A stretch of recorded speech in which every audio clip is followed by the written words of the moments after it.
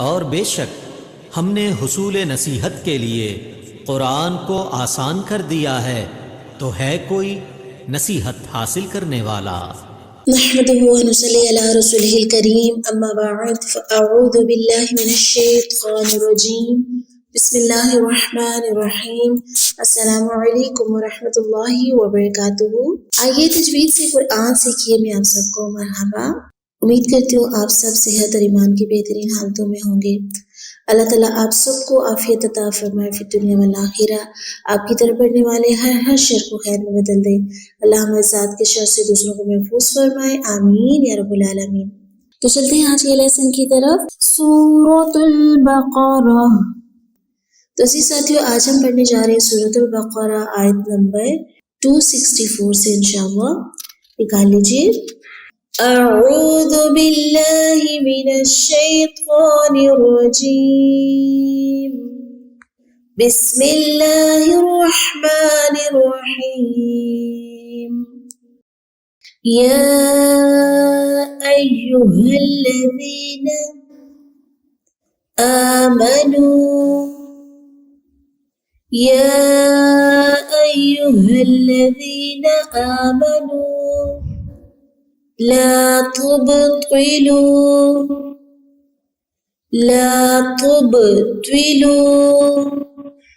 सदक़ातिकुम बिलमन्नि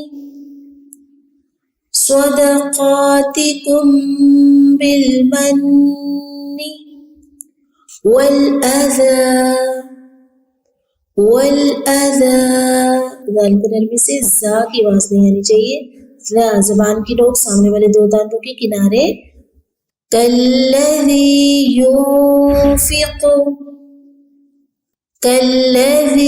युनफ़िक़ु मालहु रिआअन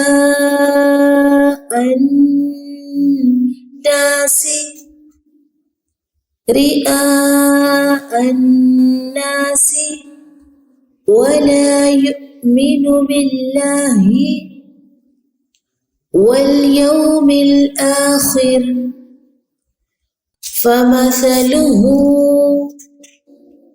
कमसलि सफ़वानिन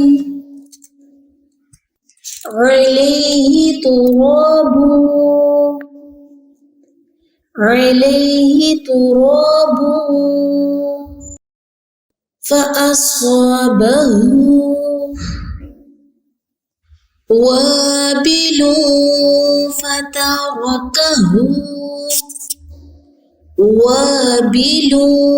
फ़तरकहु स्वल्दा ला यक़दिरून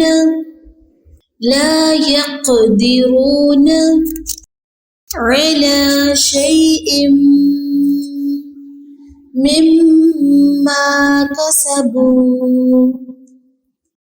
वल्लाहु ला यहदिल क़ौमल काफ़िरीन।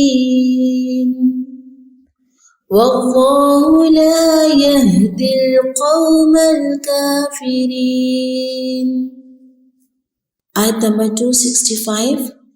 वमसलुल लज़ीना युनफ़िक़ून अम्वालहुम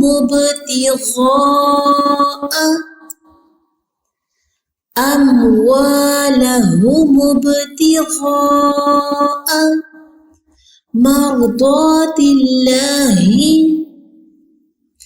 मर्दातिल्लाहि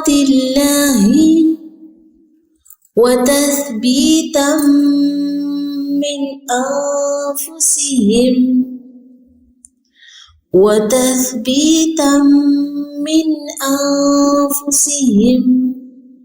कमसलि जन्नतिन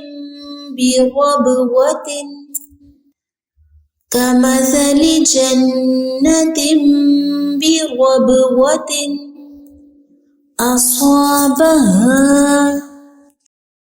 वाबिलun फआतत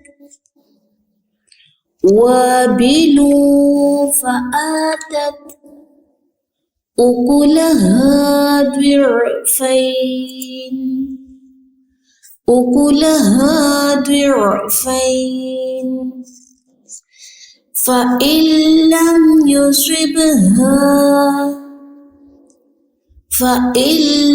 يصبها وابل فطل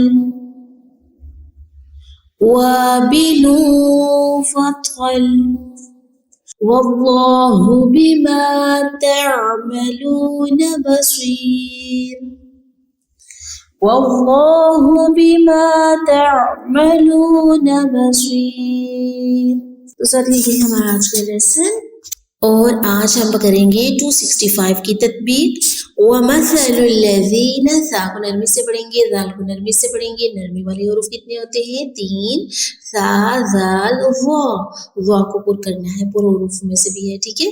وَمَثَلُ الَّذِينَ یا مدہ زال دیریا دی يُنفِقُونَ اکفا مع الغنہ، نون ساکن کے بعد فا حروف ہلکی میں سے نہیں ہے. واو مدہ قون اموالہم، یہ دیکھیں واو مدہ الف سے پہلے زبر، واو زبر الف مب با ساکن کلکلا دی غاء، کون سی مد ہو رہی ہے یہاں پہ؟ جی ہاں مد واجب یعنی مد متصل. حروف مدہ کے بعد سبب مدہ حمزہ اسی کلمے میں ہے.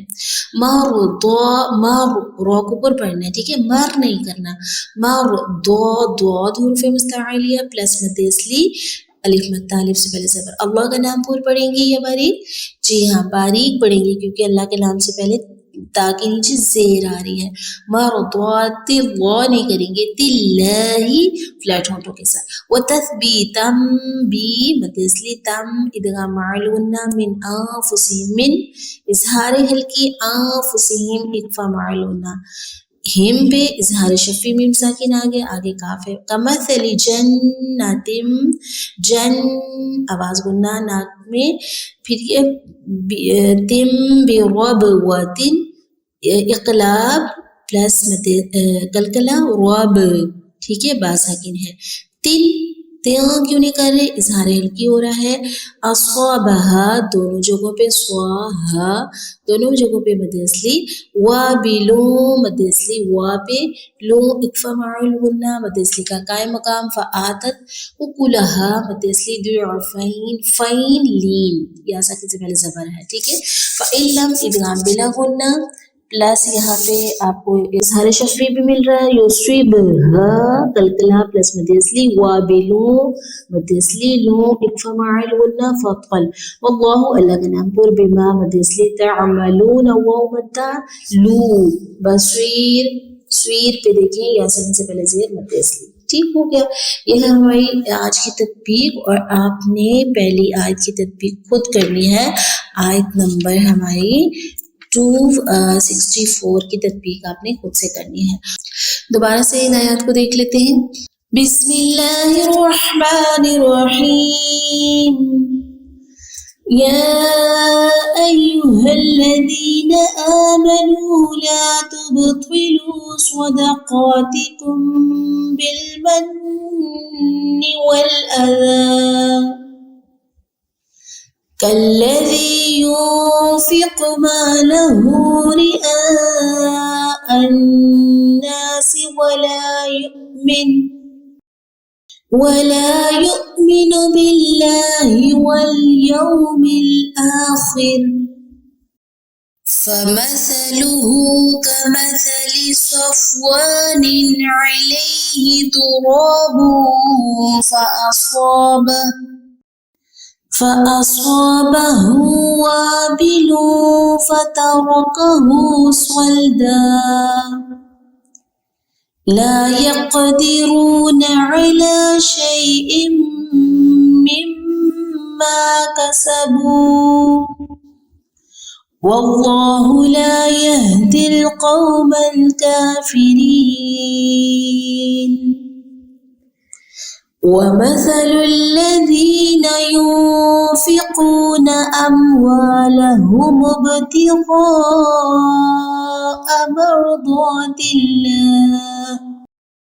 مرضات الله وتثبيتا من أنفسهم كمثل جنة بربوة أصابها وابل فآتت أكلها ضعفين فإن لم يصبها وابل فطل والله بما تعملون بصير. तो इसी साथ ही हमारा आज का लेसन जज़ाकुमुल्लाहु खैरन कसीरा सुब्हानकल्लाहुम्मा व बिहम्दिका नशहदु अल्ला इलाहा इल्ला अंता नस्तगफिरुका व नतूबु इलैक। अस्सलामु अलैकुम व रहमतुल्लाहि व बरकातुहू।